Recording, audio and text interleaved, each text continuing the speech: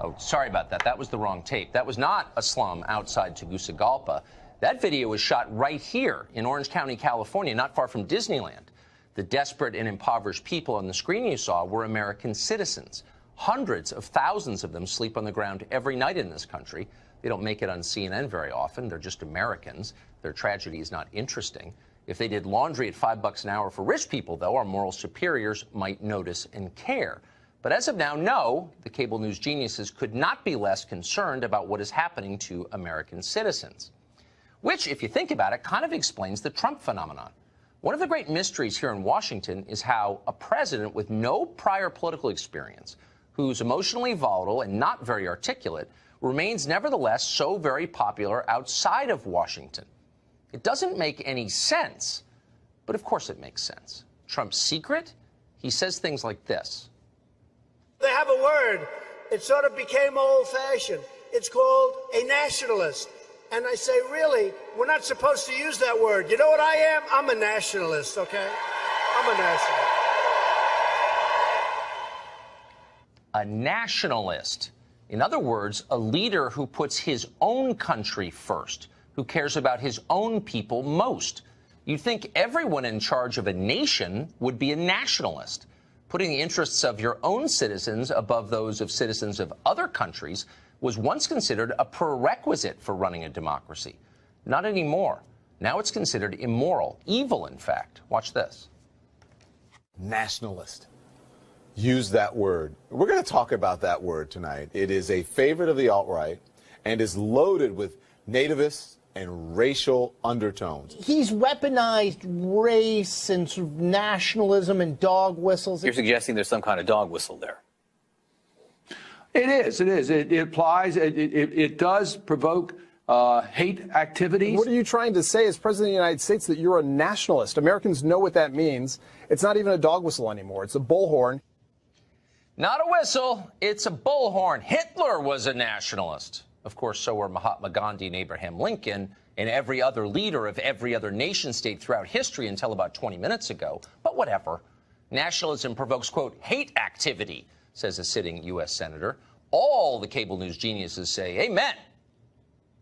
There was a time, in my lifetime, I'm not that old, when a picture like that would have just elicited nothing but sympathy and empathy among the American people. You see that and you think, oh, my God, what must be happening where those people are coming from? How can we open our arms to people like that?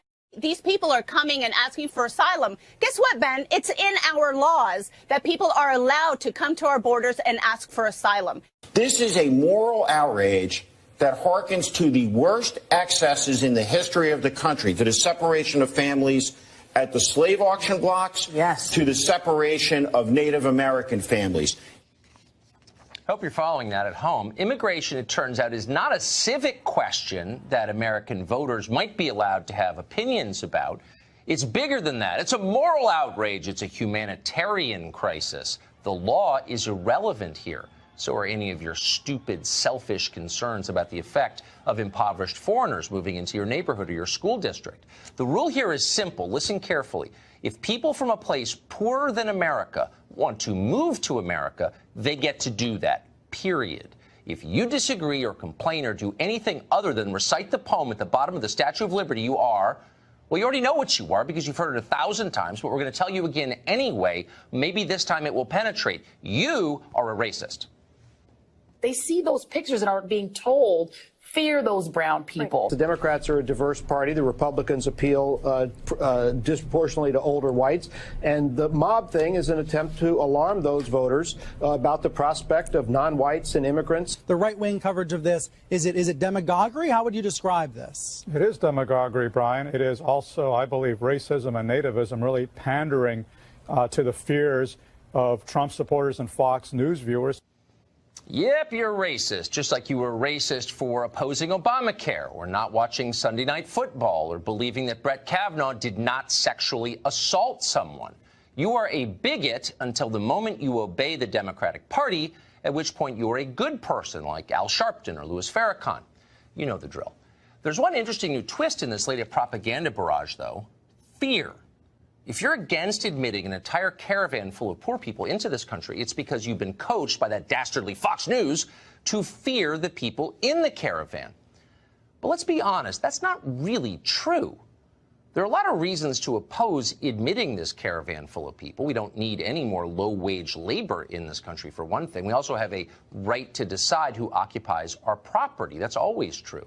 Show up uninvited at Joy Reid's house, and you'll discover that she agrees with that principle, too. So there are good reasons to oppose this. Fear of Hondurans isn't really one of them. By and large, these are not scary people. Mostly they're just poor people from crappy countries who want a better life. That's understandable. Nobody blames them for that. Nobody's really afraid of these people. What normal people are afraid of is this. We believe survivors! We believe survivors! We believe survivors! And this.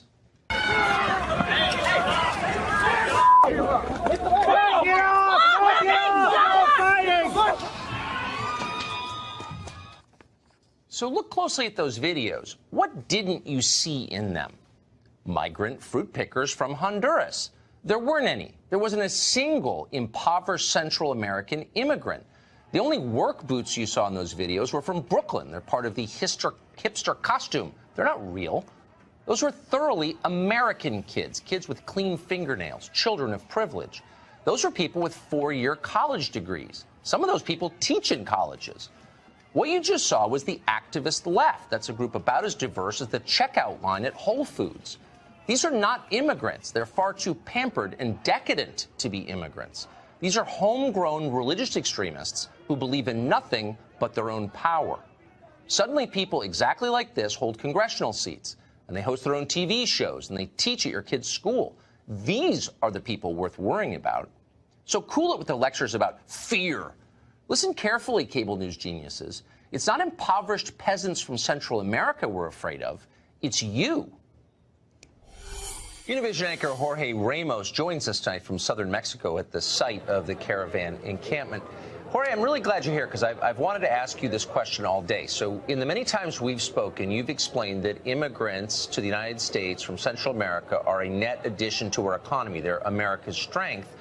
They make this a much better country. Given that, why isn't Mexico jumping at the chance to absorb these migrants into its economy? Why is it wasting this human capital?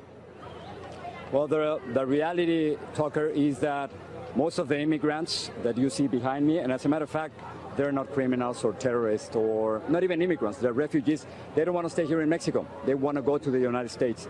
Their plan is just to have a better life in the United States, and they are refugees. So I think we have to treat them with respect.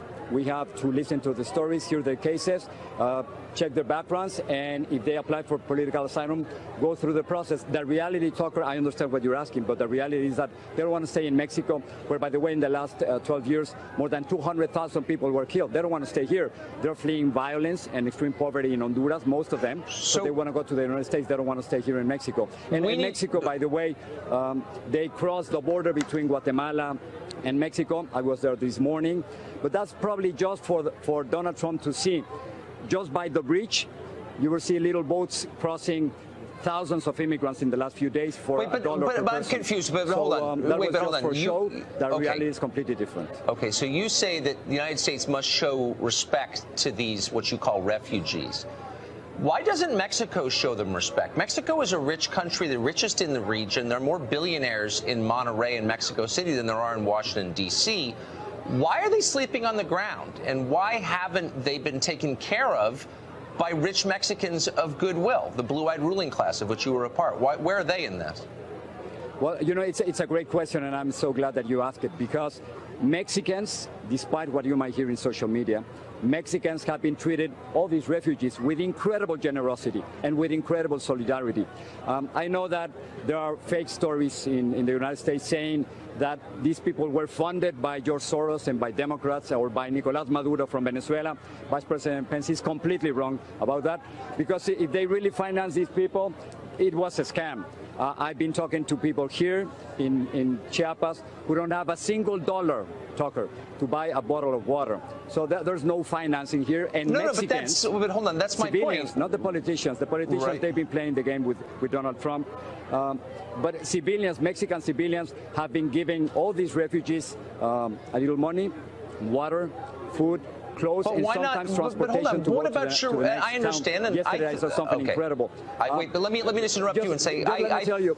Okay, go ahead. Yesterday they went 26 miles, a marathon. Many kids, hundreds of kids, Tucker, and that's the people of the caravan, not terrorists or criminals. I think most Mexicans are very nice people. I grew up next to Mexico. I always liked them. It's your ruling class I'm asking you about, the people who are some of the richest people in the world who spend the summer in France every year. And again, you're from this group, so you can speak to this. Where are they in this? Why aren't they taking care of these people who are sleeping on the ground? We can see them right behind you. But where are those people? Where are the Mexican billionaires? They're very good at lecturing us about our moral inferiority, but they don't seem to be helping at all. Why? No, I think you want to concentrate on what Mexicans are doing. I just told you that civilians have done it in a beautiful, generous way. And I think we have to concentrate now on what the role of the United States should be in all these crises. First of all, I spent 2 days with these refugees, and I have not seen a single person from the Middle East. That's a lie. And I think, Tucker, you have to tell the truth to your audience, and you have to make sure that people are not lying about this caravan, because the people from the Middle East are not part of this caravan. But what are you? Let me just ask. What are you doing? Wait, hold on. What are you? I understand. Their lives. Look, I'm not there, so I can't describe the people there. You've said the United States, its taxpayers, me, the other 330 million American citizens, right, have an obligation. How many of these migrants are you taking in personally into your home and are supporting once they get to the United States? I think that's a great question, and that's precisely the kind of question that people like you ask when you don't want to understand that this has nothing to do with individuals, it has to do with nations. And what we have to understand is that these refugees are not a threat to the United States. I know that in Fox News... but how many are you taking... Before you attack Fox, it's a simple question. How many are you taking in? They are not a threat to the United States. I think it's really a love letter to the United States, and you know what they're saying?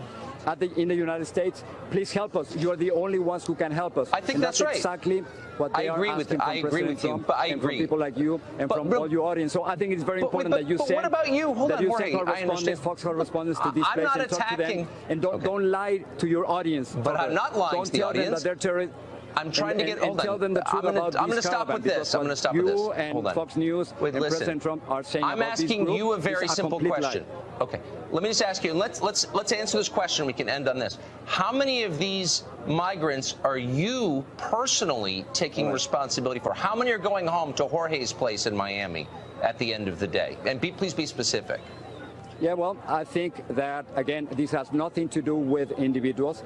It has nothing to do with me. I wish I could help all of them. But right now, we're talking about 7,000 here. We're talking about 2,500 kids. It is impossible for an individual to deal with a crisis like this. I think President Trump's immigration policy has been a complete failure. Have you donated money personally? Tucker, I hope that, you could help them donated money? And I wish I could help them too. Well, I wish we could do that. Well, sure I wish we could do something like that. But I bet if your kids were in danger of being raped or being raised in extreme poverty or being threatened with joining a Mara or a gang, what would you do? I mean, would you take the risk? I can count on you to do a stand-up next to them, but probably not to help them, I noticed. Okay. Jorge, thank you so much. Appreciate it.